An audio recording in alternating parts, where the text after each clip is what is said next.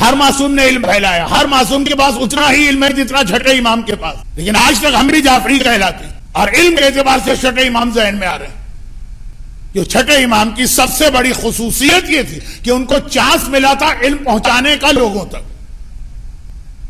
جبکہ یاد رکھیں کہ پانچویں امام کا علم اتنا تھا کہ پیغمبر نے کہا ان کو باقر کہنا علم پھیلانے والا، مگر ہمارے یہاں پانچویں امام کے علم سے زیادہ چھٹے امام کا علم مشہور۔ اور پیغمبر کیا ہے؟ پیغمبر کیا ہے؟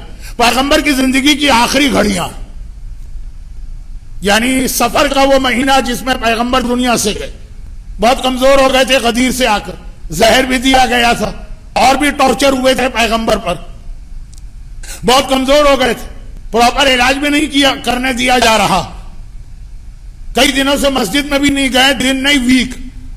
اب کچھ مسلمان اگر منافق ہیں تو میجورٹی تو پیغمبر کی زیارت جاتی۔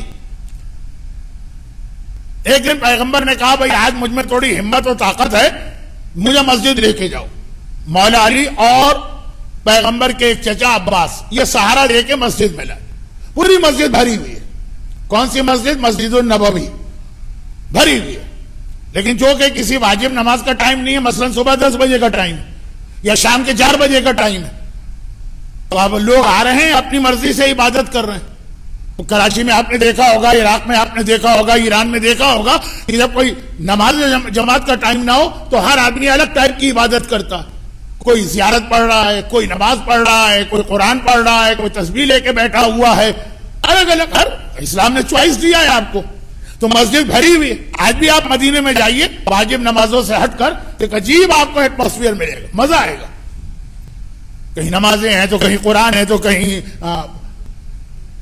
علمی ڈسکشن چل رہے ہیں۔ تو پیغمبر کی مسجد میں گروپ لوگ بیٹھے ہوئے، پیغمبر کے چہرے پہ ایک مسکراہٹ آئی۔ پیغمبر کو یاد آ گیا ہوگا کہ آج سے 23 سال پہلے جب مکے میں نے کہا تھا قولوا لا الہ الا اللہ تفلحوا، کلمہ پڑھو اور کامیاب ہو جاؤ، کوڑے پڑتے تھے، زمین پہ لٹا کے سینے پہ پتھر رکھ کے پتھر توڑا جاتا تھا، عمار یاسر کی والدہ کو نیزے سے یا برچھی سے یہی کیا جا رہا، عمار کو پانی میں غوطے دیے جا رہے ہیں، جو آج بھی بہت بڑا ایک ٹارچر مانا جاتا ہے ڈروننگ والا، یہ مکے کے کافروں کا ایجاد کیا ہوا ہے۔ کہاں صرف لا الہ الا اللہ کہنے پہ اتنا ٹارچر، ہارڈلی مسلمان اتنے ہیں کہ انگلیوں پہ گن لیے جائیں، اور آج within 23 ایئرز پوری مسجد بھری ہوئی ہے، سب میرا نام لے رہے ہیں اور اللہ کا نام جو میرا مشن۔ پیغمبر کے چہرے پہ ایک سیٹسفیکشن والی مسکراہٹ آ گئی۔ اس وقت کسی نے آگے بڑھ کے کہا یا رسول اللہ اتنی ساری عبادتیں ہو رہی ہیں، نماز بھی ہے، قرآن بھی ہے، دعا بھی ہے، تسبیح بھی ہے، علمی مسائل پہ بحث بھی ہو رہی ہے کہ وضو کے واجبات کتنے ہیں اور نماز کی رکعتیں کتنی، سب سے اچھی عبادت کون سی؟ پیغمبر نے کہا سب لوگ اچھا کام کر رہے ہیں، گڈ، لیکن بیسٹ جہاں پہ وہ مسائل دین پر بحث ہو رہی ہے، یہ کہہ کر پیغمبر اس جانب چلے اور کہا کہ میں ان کو جوائن کرنا چاہ رہا ہوں، نمازیوں کو جوائن نہیں کیا، میں نماز کی توہین کروں؟ مجھ پر جو میرے خلاف تو کمپلین ہی ہے کہ ہر چیز میں نماز کرتی۔ پیغمبر نے قرآن والوں کو جوائن نہیں کیا، پیغمبر نے دعاؤں والوں کو جوائن نہیں کیا، پیغمبر نے ان کو جوائن کیا۔ کیا کہہ کر جوائن کیا؟ کہا کہ یہ لوگ وہ عبادت کر رہے ہیں جس کے لیے اللہ نے مجھے دنیا میں بھیجا۔ اصل جو پیغمبر کو بھیجا گیا ہے ٹو ایجوکیٹ پبلک۔ جو آیت میں نے 2 آیتیں تلاوت کی، ایک تو یہ تھی کہ زمین روشن ہو گئی، جگمگا گئی، چمک اٹھی، اور ایک تھی کہ اللہ نے احسان کیا ہے تم لوگوں پر کہ اس رسول کو بھیجا جو یعلمہم الکتاب والحکمہ، تمہیں تعلیم دیتا ہے کتاب و حکمت کی۔ کہا یہ میری ڈیوٹی ہے، میں اس لیے دنیا میں آیا ہوں۔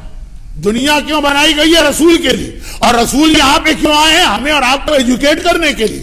کہا یہ میرا مشن پورا کر رہے ہیں۔ چھوٹی سی بات کہہ دوں، وقت نہیں ہے ورنہ ہی تو باتیں پھیلا کے کرتا۔ پیغمبر نے نمازیں اتنی پڑھی کہ قرآن کو کہنا پڑا یا ایھا المزمل قم اللیل الا قلیلا، اے حبیب اب اتنی نمازیں بھی نہ پڑھو، قم اللیل الا قلیلا، اپنی نمازیں کم کر دو۔ اللہ کہہ رہا ہے نمازیں کم کر دو، اور علم کی بات آتی تو کہہ رہا رب زدنی علما، اے حبیب یہ دعا مانگتے رہو کہ اللہ علم بڑھائے، پیغمبر سے زیادہ کائنات میں کس کا علم ہے؟ ان سے بھی کہا جا رہا کہ کمپلیٹ علم رکھنے والا ہے، لیکن دعا یہ مانگو کہ میرا علم بڑھے، نمازیں کم کرو۔ ہم سے اور آپ سے نہیں کہا جا رہا، ہم تو پہلے ہی کم کیے بیٹھے، مگر رسول اللہ سے کہا جا رہا نماز کی توہین نہیں کر رہا۔ جو آدمی توہین نماز کرے وہ گناہ بھی کر رہا ہے، اس کے پیچھے نماز پڑھنا بھی جائز نہیں، یاد رکھیے گا۔ لیکن علم، یہ پیغمبر نے کہا میرے دنیا میں آنے کا مقصد